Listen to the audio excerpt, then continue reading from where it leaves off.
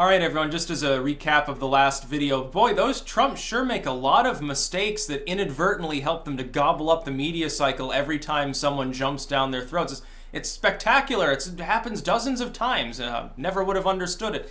We got to talk about the crying immigrant girl picture, because it turns out, you know, the famous picture now immortalized on the cover of Time magazine with Trump very solemnly looking down at this poor crying immigrant girl, basically fuck off, welcome to America, now go home. It's like, well, Trump is Hitler, he's a nativistic Nazi, he's horrible bigot, he hates, you know, people that aren't shining like porcelain or something. And it's like, then they say that he's orange, so it's, you know, it's whatever. It turns out that that picture, now ingrained in everyone's mind, it's not real. That's not actually what it depicts. It does not depict a girl at an immigrant detention center being, you know, ripped away from her family. Doesn't depict that. So that, I wonder if, is Time going to issue a retraction or apologize? So, whoops, yeah, we were hoodwinked by this Getty image that actually doesn't depict what we're saying. It turns out the family is very much alive and well, still with their daughter. They're from Guatemala. First, I think they were trying to claim that it was a Mexican girl, because that's, you know, all the Democrats understand. And it turns out what it actually depicts is just a crying toddler. Which is exactly what I said. Hey, a toddler, they stub their toe, they cry. They didn't get chocolate, they cry. The cat died, they cry. The cat isn't dead, they cry. They cry constantly. 5 or 6 times a day, they just break down in tears. Sometimes there's no reason for it. They just have a sad, you know, like a sad pupper moment. It's like, hey, I'm going to cry for 5 minutes, then I'm going to be happy-go-lucky, I'm going to feel great. I'm going to go and try to eat dirt or rocks or do something else horrific that will terrify my parents and give them gray hairs and nightmares. No, the picture is fake. It just depicts a little girl being sad. She was with her mother at the time. I guess she was, I don't know, off frame or something. Now, apparently, the true backstory is that the mother took her to this without the father's permission. He's like, well, it was terrible to see my daughter upset, but you know, we're not being disunited or anything.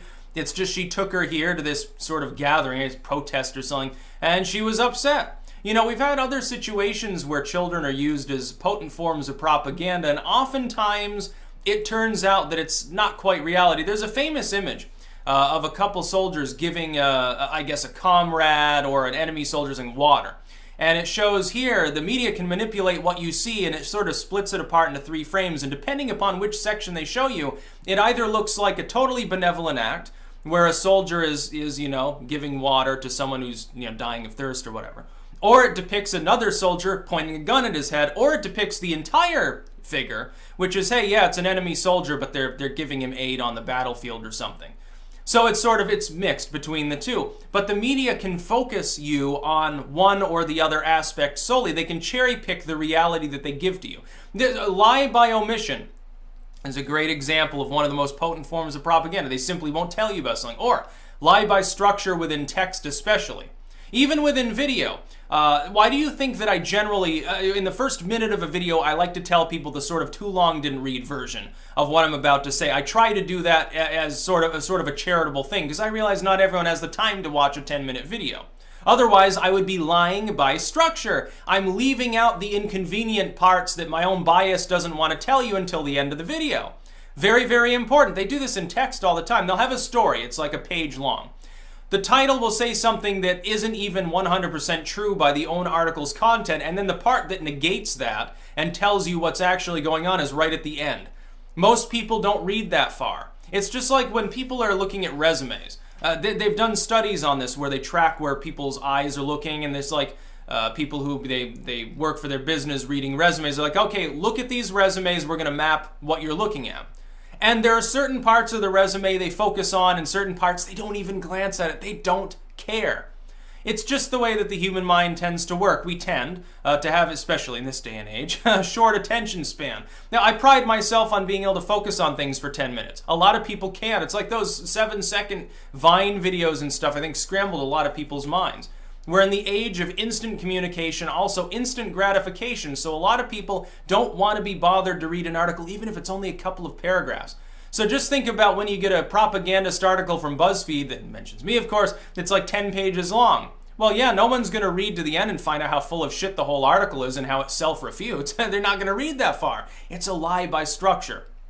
With this, It's just a classic propaganda image. Whenever children or like crying women or dead animals, something like that, whenever that's used, it is propaganda.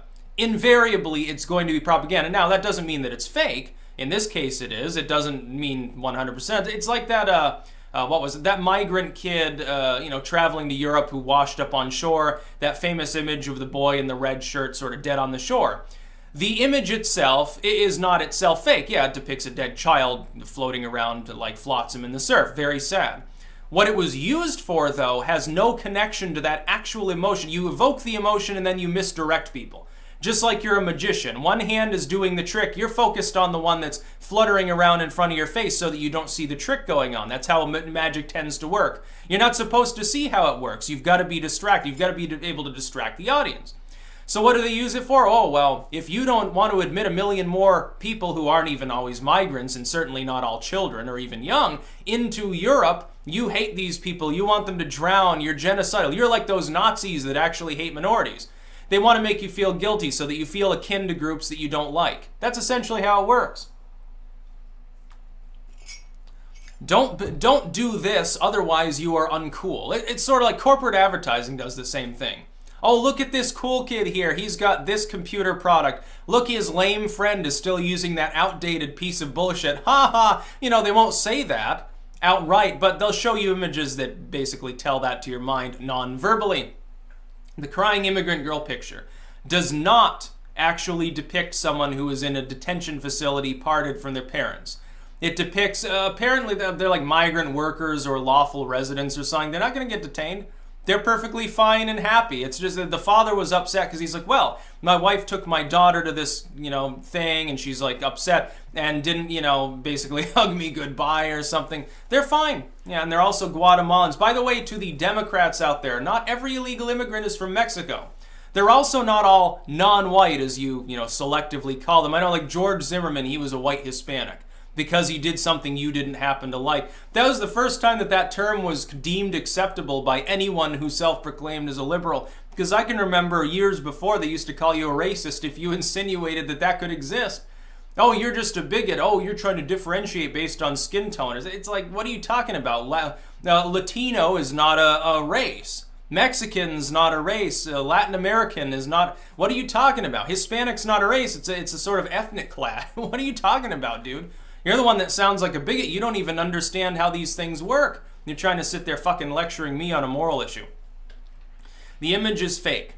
It depicts a girl crying. It depicts, yeah, there's a toddler, family from Guatemala, not from originally in the United States. It doesn't depict her being ripped away from her parents. She's crying because she's upset because she's never going to see Madre again. That's not what it depicts. Use your heads. When you see this sort of thing within the corporate media, never assume it depicts factually what they are saying it depicts. Chances are, if it's really, really emotional, at the very least, it's misleading.